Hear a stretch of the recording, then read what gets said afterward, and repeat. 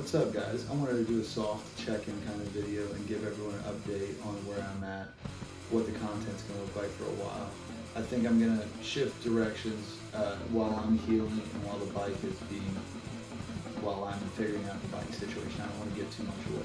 It's going to be a little bit of a surprise for everyone. I mean, you can only be surprised if you care.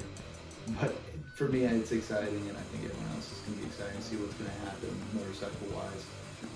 But in the meantime, I work at a Harley dealership. I told you guys before in my first video. I'm in a pretty advantageous position that I can still document motorcycle events, cool things going on in the community, and show you guys some things that you might not get to see otherwise. I think I'll be doing some in-dealership style videos here and there and talk about stuff in the Harley world. I gotta be a little careful, so don't ask me hey, rumors about models are supposed to be coming out. I gotta be careful with a lot of that stuff.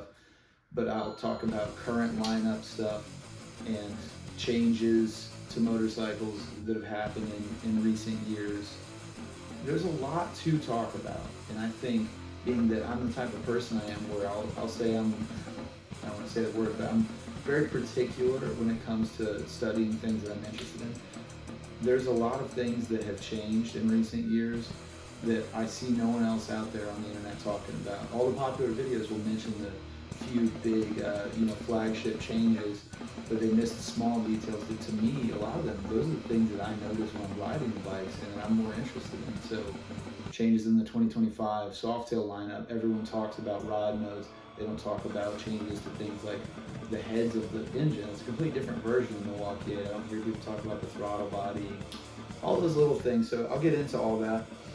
And I think I'm going to focus a little bit more on the photography side of things. For people watching the YouTube channel, you might not know that I also do photography under the name Lost Respect Photos as a play on the Lost Respect Moto name and vice versa.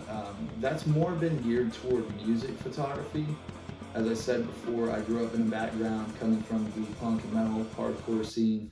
So I started it really as kind of an idea that if I could build up a provable portfolio, some decent quality work, maybe I'll get to a point where I can start getting into shows for free and traveling a little bit, get to meet and hang out with these bands that I grew up worshiping, that have influenced me greatly in writing whenever I was playing in bands myself. There's some bands, like I had gotten to meet when I was playing music before, and I've gotten to take photos for them now. Bands like DRI, The Casualties, huge influences on me growing up, so I'm fortunate that I get to do that cool stuff.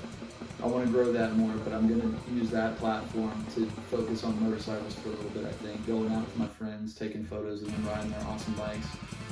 I got friends with some pretty cool stuff that you guys haven't seen yet. Like, we were planning on going out to the Blue Ridge Parkway Sunday, the weekend that this happened, before my bike got smashed up, and me getting smashed up. So this is supposed to be like the last week of the year, I guess, that it's like full foliage out there in the western part of North Carolina. I've never even been out there on the Blue Ridge Parkway that far, like Taylor Dragon area and stuff. We were gonna go to I forget what my buddy called it, the Lynn Cove Viaduct. But this happened, so we're gonna have to catch it next year, I guess. I'm not from North Carolina. I'm from Houston, Texas originally, so I was excited to get to go see what all the hype is about. But honestly, I said before, I think that it sounds overrated from what I've heard. My friends here tell me there are tons of roads nearby or even out there on the way there that you can steer clear of the traffic and get just as good, if not better, views. So needless to say, we're going to be doing that, and you're going to be seeing a lot of videos come out on my friends' bikes versus me doing the riding videos for a while. Recovery is looking good. I think I'm going to be alright, and I'll be riding soon. Got to get a motorcycle.